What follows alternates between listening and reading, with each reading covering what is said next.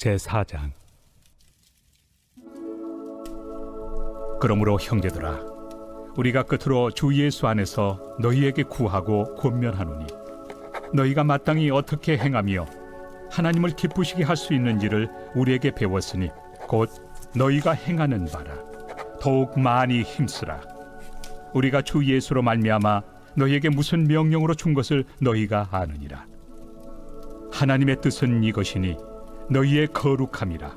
곧 음란을 버리고 각각 거룩함과 존귀함으로 자기의 아내 대할 줄을 알고, 하나님을 모르는 이방인과 같이 색욕을 따르지 말고 이 일에 분수를 넘어서 형제를 해하지 말라. 이는 우리가 너희에게 미리 말하고 증언한 것과 같이 이 모든 일에 주께서 신원하여 주심이라.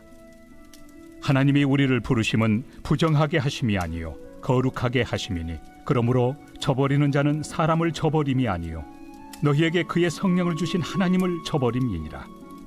형제 사랑에 관하여는 너희에게 쓸 것이 없음은 너희들 자신이 하나님의 가르치심을 받아 서로 사랑함이라.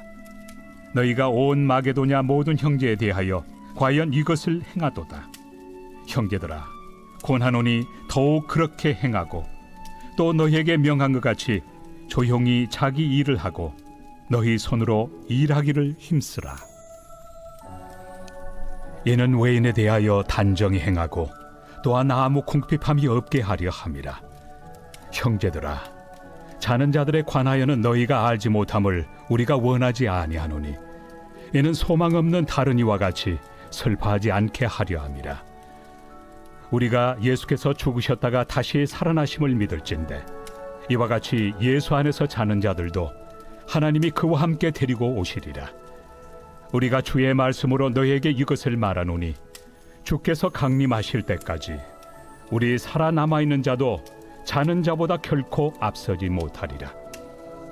주께서 호령과 천사장의 소리와 하나님의 나팔 소리로 친히 하늘로부터 강림하시리니, 그리스도 안에서 죽은 자들이 먼저 일어나고 그 후에 우리 살아남은 자들도 그들과 함께 구름 속으로 끌어올려 공중에서 주를 영접하게 하시리니, 그리하여 우리가 항상 주와 함께 있으리라.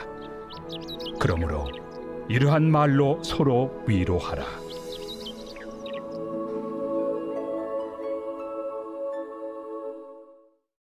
바울은 데살로니가 교인들에게 어떻게 살아야 하는지 분명하게 가르쳐 주었습니다. 듣는 사람들이 나중에 핑계하지 못하도록 아주 분명하게 가르쳐 주었습니다. 특별히 오늘 말씀을 통해 사도 바울은 1절에 이렇게 말합니다. 너희가 마땅히 어떻게 행하며 하나님을 기쁘시게 할 수 있는지를 우리에게 배웠노니. 그러니까 바울이 데살로니가 교회에게 가르쳐 준 것이 무엇입니까? 하나님을 기쁘시게 하기 위해 어떻게 살아야 할 것인가, 그것을 가르쳐 주었습니다. 여러분, 하나님을 기쁘시게 하는 삶을 가장 모범적으로 보여주신 분은 예수님이십니다. 예수님은 요한복음 8장 29절에 자신 있게 이렇게 말했습니다. 많은 제자들이 떠나갔습니다. 남은 제자들이 몇 명 되지 않았습니다. 그럴 때에 자신이 이렇게 말했습니다. 일종의 독백입니다. 나를 보내신 이가 나와 함께 하시도다. 내가 항상 그의 기뻐하시는 바를, 그의 기뻐하시는 일을 행함으로 나를 혼자 두지 아니하셨느니라. 예수님은 언제든지 하나님이 기뻐하시는 일을 했다고 했습니다. 이것이 예수님의 삶의 특징입니다. 그 다음에 바울은 어떻게 했습니까? 예수님의 걸음걸음을 그대로 따라갔습니다. 갈라디아서 1장 10절에 이제 내가 사람들에게 좋게 하랴, 하나님에게 좋게 하랴, 사람들에게 기쁨을 구하랴. 내가 지금까지 사람들의 기쁨을 구하는 것이었다면 그리스도의 종이 아니니라. 바울은 어떻게 살았습니까? 사람 기쁘게 하는 것보다 하나님 기쁘게 하는 것을 제일 우선에다 두고 살았다는 것입니다. 이것은 예수님의 삶과 일치합니다. 구약의 에녹은 어떻게 살았습니까? 히브리서 11장 5절 이하를 보니까 믿음으로 에녹은 죽음을 보지 않고 옮기었으니 하나님이 저희를 옮기심으로 다시 보이지 아니하니라. 저는 옮기우시기 전에 하나님을 기쁘시게 하는 자라 하는 증거를 받았느니라. 에녹은 하나님을 기쁘시게 하는 삶을 살다가 승천했습니다. 하나님은 성도가 자기의 마음을 기쁘시게 해주시기를 제일 원하십니다. 그러므로 오늘 예수 믿고 구원받은 성도들에게 이 사실을 요구합니다. 하나님을 기쁘시게 하는 것. 그러면 하나님을 기쁘시게 하는 삶이란 무엇입니까? 3절에 나오지요. 하나님의 뜻은 거룩함이니.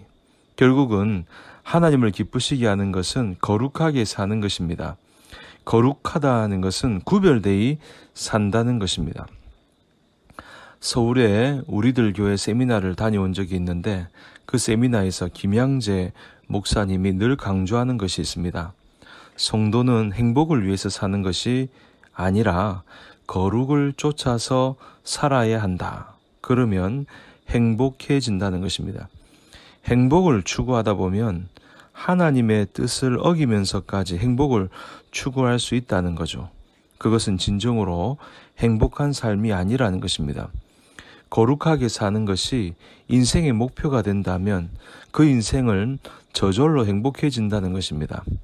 여러분, 금요기도회 때 신명기를 순서적으로 말씀을 드린 적이 있는데 하나님이 우리가 행복하게 살도록 하기 위해서 계명과 율례를 주셨습니다.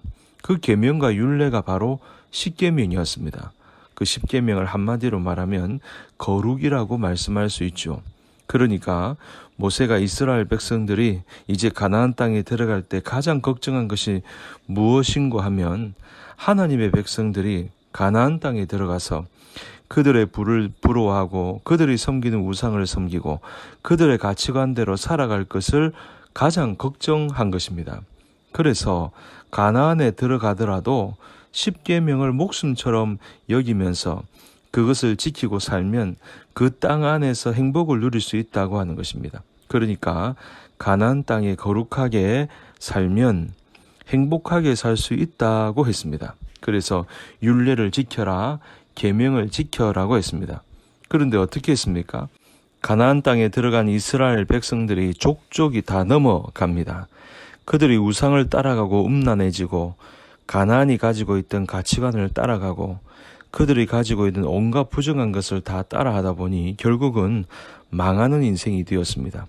그러니 오늘 말씀도 사도 바울이 마땅히 가르칠 바를 가르쳤는데 데살로니가 교인들이 부정할 수 없을 정도로 확실히 가르쳤는데 그것이 바로 거룩하게 살도록 가르쳤다는 것입니다. 그것이 하나님의 뜻이라는 것입니다. 사랑하는 성도 여러분, 우리가 살아야 할 삶은 바로 거룩입니다.